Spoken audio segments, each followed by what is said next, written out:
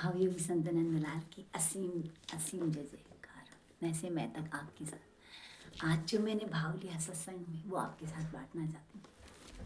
क्या ये भाव बांटा जा रहा था वहाँ पे कि जैसे हमारे शरीर का पवित्र अपवित्र यह सब तो मतलब हम पे आधारित है, पर किंतु हृदय का पवित्र कि हृदय में निवास मेरे प्रभु ये मुझे मालूम है कि जैसे हम सोचते हैं कि भाई हम अच्छा बोलेंगे, अच्छा हम अच्छी अच्छी बातें करेंगे, हम किसी के साथ अच्छा व्यवहार करेंगे तो हम अच्छे बन जाते हैं। समझ गए कि हम पवित्र हो गए। अब तो स्नान करके पूजा पाठ करते हैं भगवान की, तो हाँ मैंने पवित्र से पूजा पाठ की। पर जब हम गलत हो जाते हैं, किसी का बुरा चाहते हैं, हम किसी को मतलब बिना नहाए धोए गंदा संदा जैसे झाड़ू निकालने वाली आती है, हम सोचते इसके हाथ नहीं लगाएंगे ये तो अपवित्र है तो हम उसको अपवित्र सोच लेते हैं। पर जब हमारे हृदय में परमात्मा विराजमान हो जाएंगे ना, तो मतलब इतना पवित्र हो जाएगा हमारा जीवन, आपको बता नहीं सकते। कि हमें कोई कुछ भी कहे, हमें कोई गाली निकाले, हमें कुछ बुरा कह रहा, तो हमारे अंदर कुछ भी प्रभाव नहीं पड़ेगा। सही में मानिए, अभी तो हम इतने उच्च स्तर तक अभी आए नहीं हैं, फिर भी अगर भक्ति में इतने ऊंचे स्तर पे आ जाते हैं ना, तो किसी के बोलने से या कोई गलत कुछ बोलता है, हम गलत सुन लेते तो हमारे अंदर कोई प्रभाव नहीं पड़ता। क्या मानते हो, जैसे गंगा मैया है, गंगा मैया में बुरे लोग भी जाते हैं, अच्छे लोग भी जाते हैं, मतलब बड़े पापी भी जाते हैं, बड़े धर्मात्मा पुण्य इंसान भी जाते हैं, पर गंगा मैया को कोई प्रभाव पड़ता है क्या? वो तो पवित्र की पवित्र है।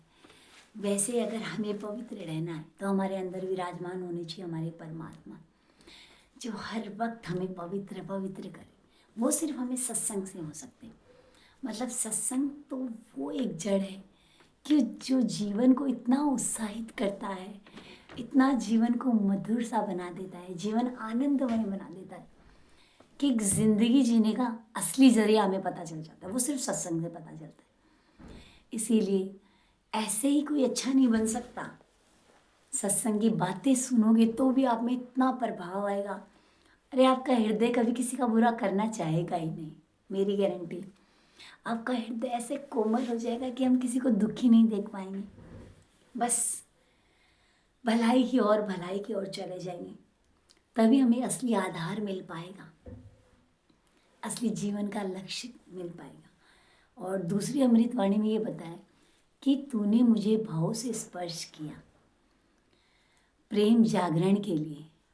कि प्रभु जब हमें भाव से अंदर स्पर्श करते तो हमारा प्रेम जागृत हो जाता है, अंदर सब सुहाना सुहाना सा लगता है, जीवन एकदम प्यारा सा।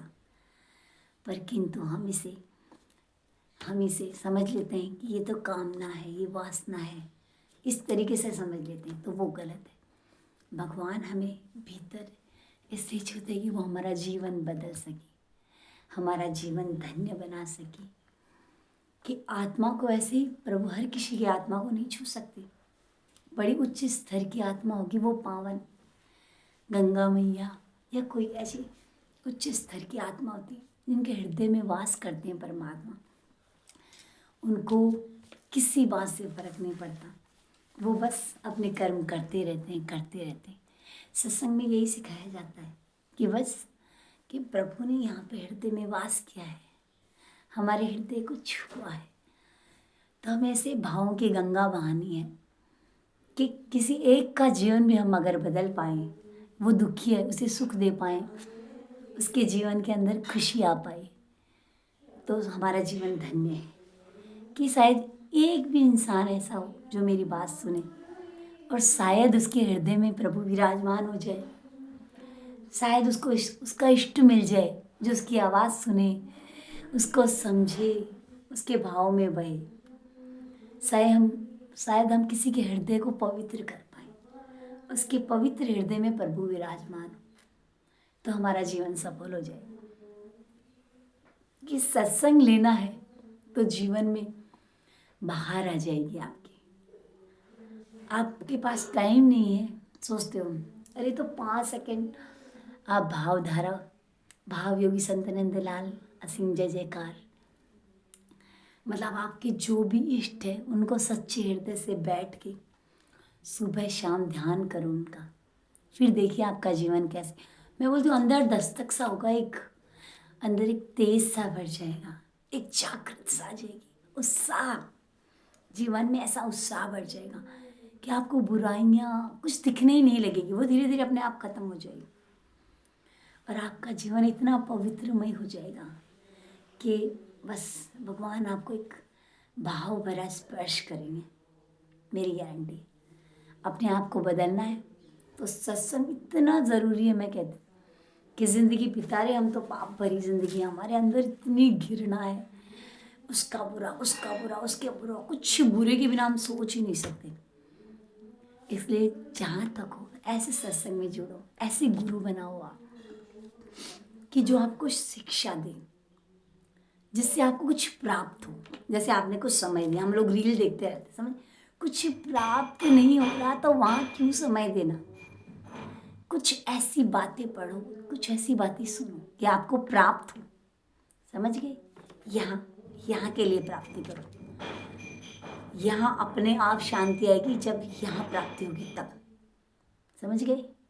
हम सोचते हैं हाँ मेरा माइंड फ्रेश हो जाएगा, मेरा दिमाग फ्रेश हो जाएगा, मैं थोड़ी सी रील देख लूँ। तो ऐसी जगह समय व्यक्त मत करो कि तुम्हें कुछ समझ में भी नहीं आ रहा कि क्या लिया तुम्हें। आप जीवन में कुछ कामयाब बनना चाहते हो तो मोटिवेशन वीडियो सुनो या कुछ समय दो, तो ऐसी जगह पे दो कि वो आपके काम आए। हरिओम शांति शांति प्रशांति, मैं से मैं तक आपके साथ। हरिओम शांति।